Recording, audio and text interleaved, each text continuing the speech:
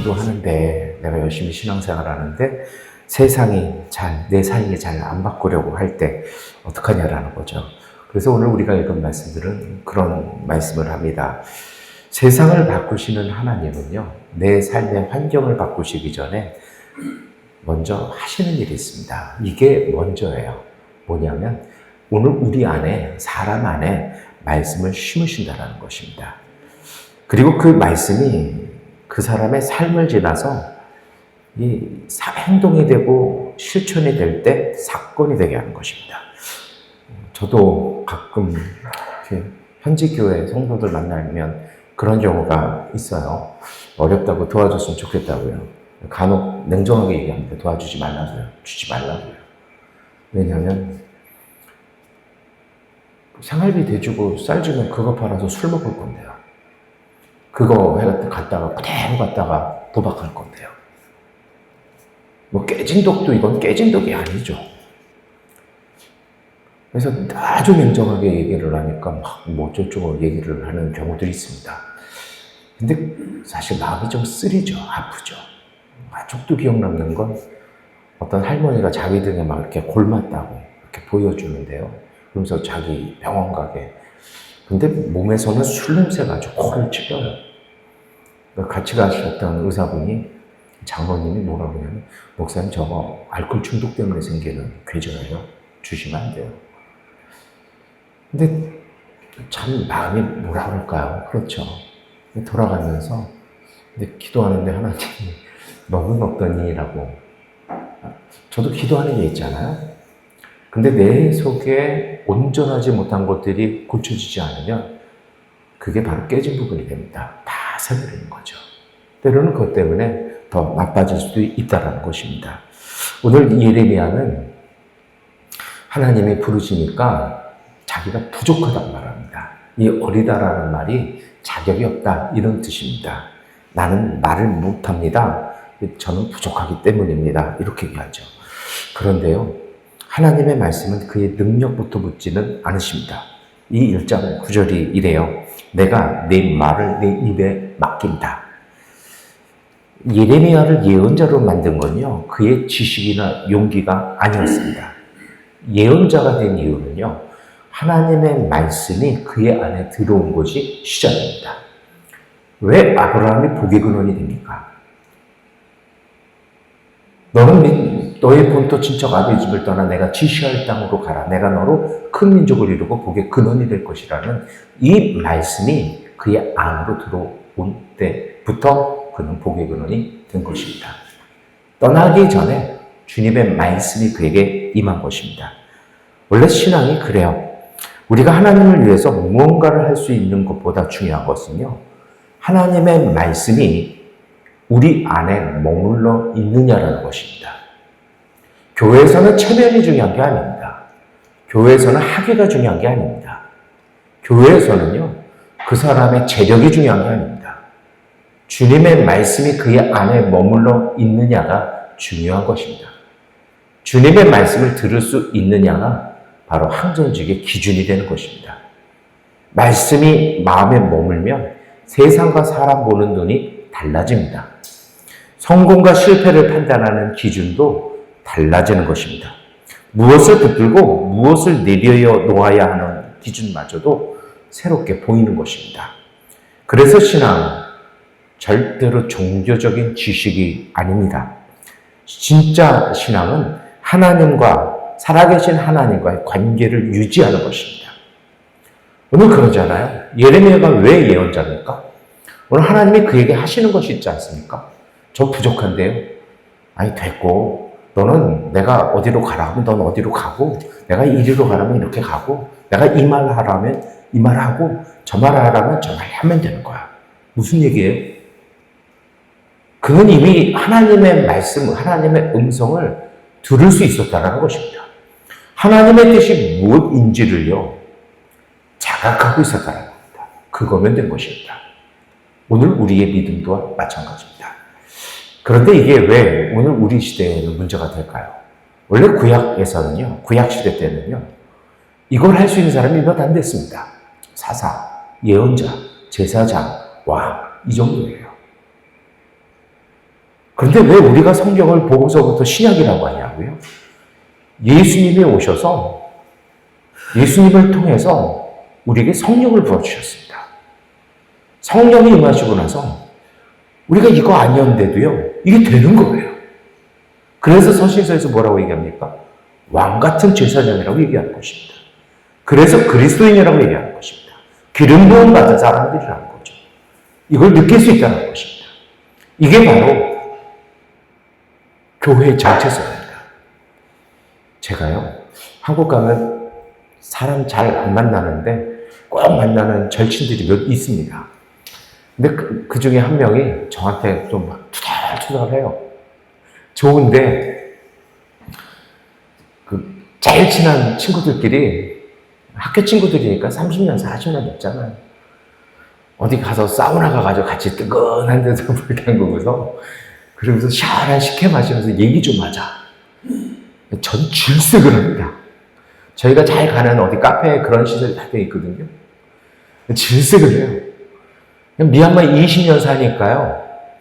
사우나 하는 게 힘들어요. 막 머리가 터질 것 같고요. 누구랑 뭘 그런 거 한다? 우리는 그런 거 없잖아요. 20년간 해본 적이 없으니까요. 옛날엔 한국 가면 좋아했던 것 같아요. 근데 지금은 안 돼요. 그러니까 제가, 야, 거기 가는 순간 나는 안 돼. 퍼져.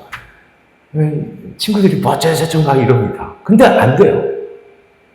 언젠가 되겠죠. 제가 드리고 싶은 얘기가 뭔지 아십니까? 안 하니까 안 되는 거예요. 안 된다고 생각하니까 안 되는 거예요. 원래는 우리가 그게 되는 사람이었어요.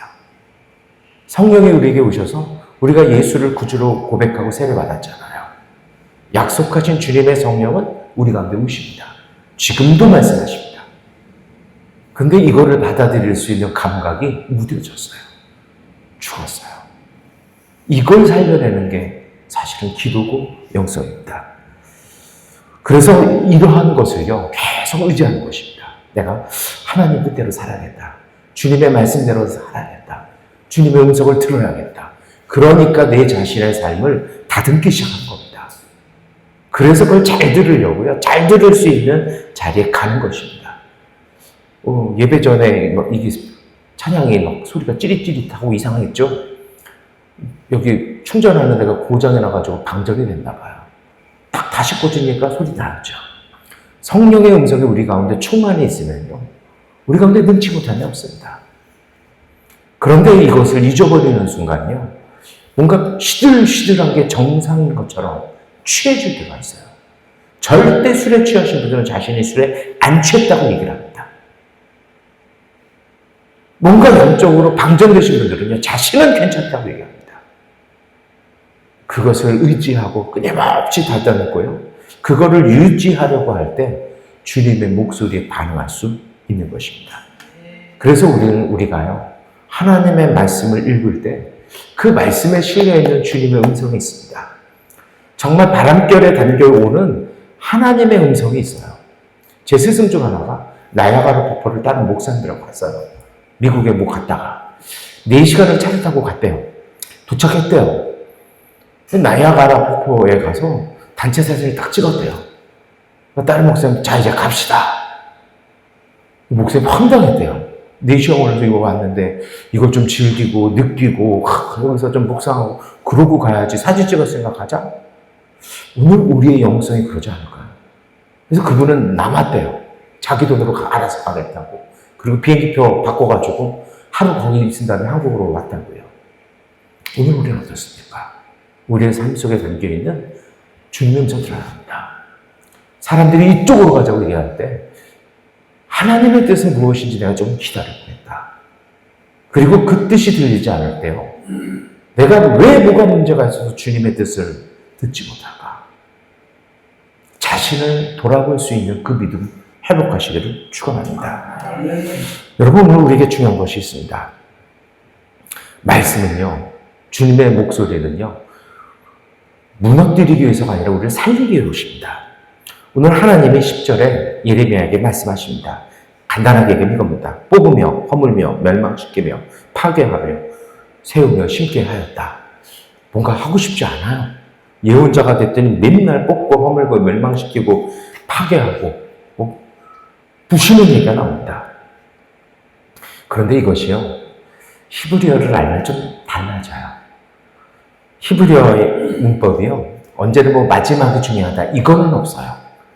그런데 시나 예언이나 이런 쪽을 들어가면 어떤 히브리어 문장이나 시적인 구조에서는요, 마지막에 놓인 말이, 마지막에 있는 단어가 앞에 모든 단어들의 흐름을 정해버립니다.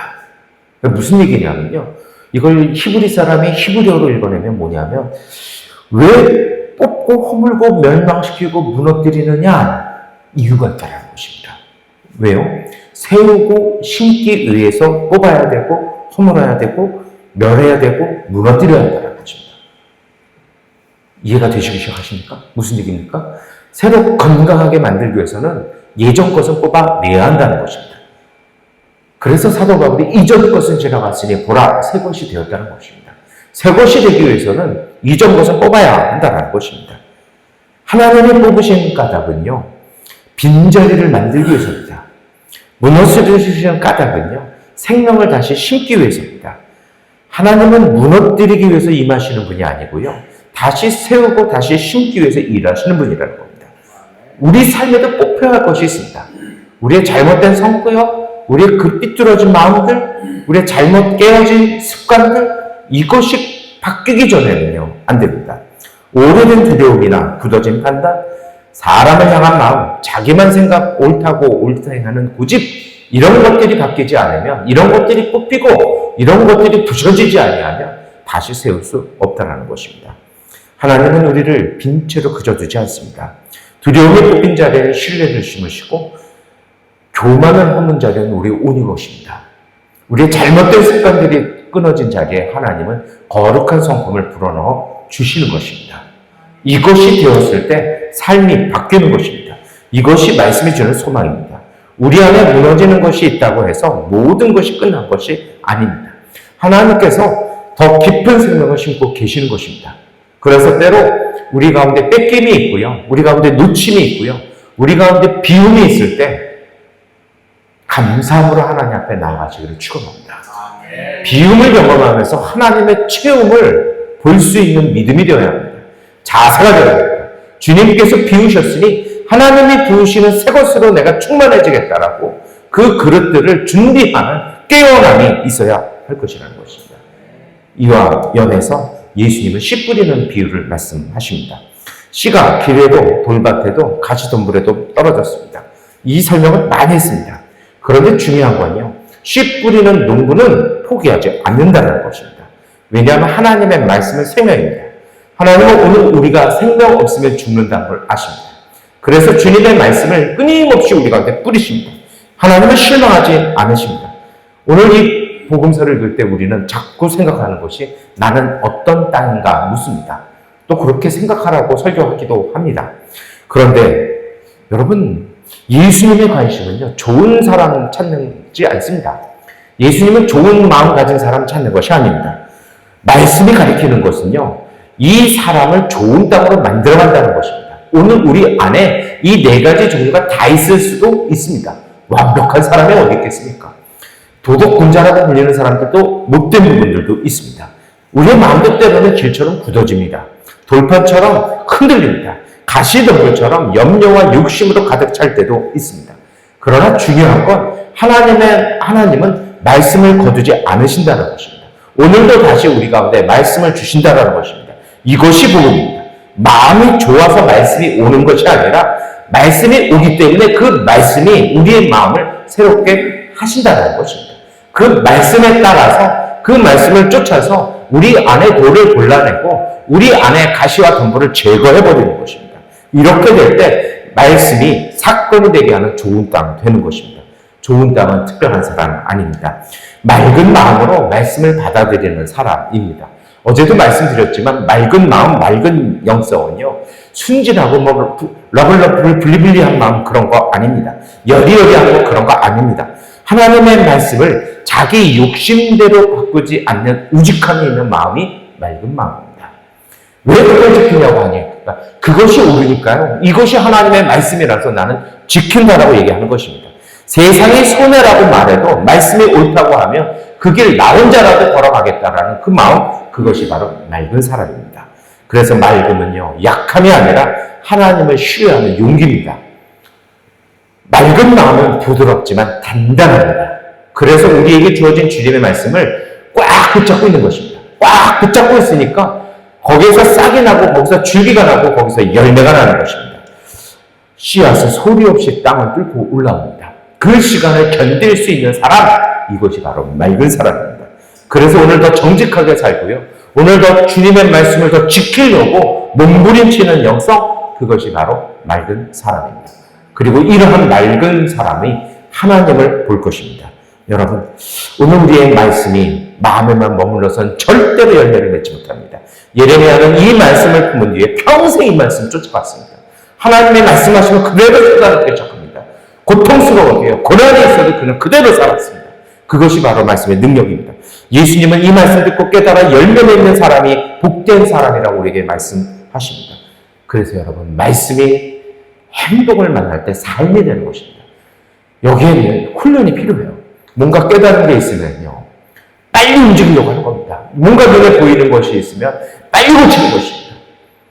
이것이 연습되어지고 단련되어지고 이것이 우리 속에 체화되어질 때 말씀이 실천이 되고 그게 내 인격이 되고요, 내 품격이 되고 그것이 영성이 되는 것입니다.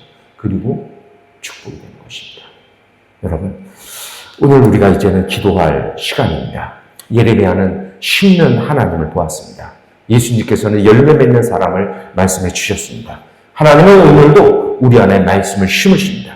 그리고 이 말씀이 우리 삶을 통해서 세상 속에 살아 움직이기를 원하십니다. 그러므로 말씀 많이 하는 사람 되지 마시고 말씀을 살아내는 사람 되시기를 축원합니다. 마지막으로요, 주님의 뜻과 주님의 목소리를 느낄 수 있는 그 영성이 회복되게 해달라고요. 살아나게 해달라고요. 하나님의 뜻을 분별할 수 있는 지혜가 우리 속에 있도록 성령께서 우리를 충만케 해달라고 기도하시고 승리하시기를 축원합니다. 기도하겠습니다. 오늘도 우리 가운데 말씀의 씨앗 묵묵히 심어주시는 하나님, 분주한 마음 잠잠하게 하시어 오늘 들은 말씀 품어나가게 하여 주옵소서. 보이지 않는 땅속에서 씨앗 자라듯 우리 안에서도 주님의 말씀이 조용히 자라게 하시어 서두르지 않아도 주님의 때의 사랑과 희망의 열매를 맺게 하여 주옵소서. 우리의 하루가 말보다 삶으로 복음을 전하는 기쁨이 되게 하시고 어디에 있든 누군가를 살리는 따뜻한 흔적을 남기게 하여 주옵소서. 간절히 구하오니 어느 순간 우리가 굳어지고 딱딱해져 주님의 뜻, 주님의 말씀을 못 느낄 때가 있습니다. 하나님, 우리를 일깨우시어 다시 듣게 하시고 다시 주님의 말씀에 반응하게 하여 주셔서 그러한 우리의 영혼의 울림이 떨림이 되어 하나님을 경외하며 사는 경건한 그리스도인 되게 하여 주옵소서. 예수 그리스도의 이름으로 기도드립니다. 아멘. 기도하는 시간을 갖겠습니다.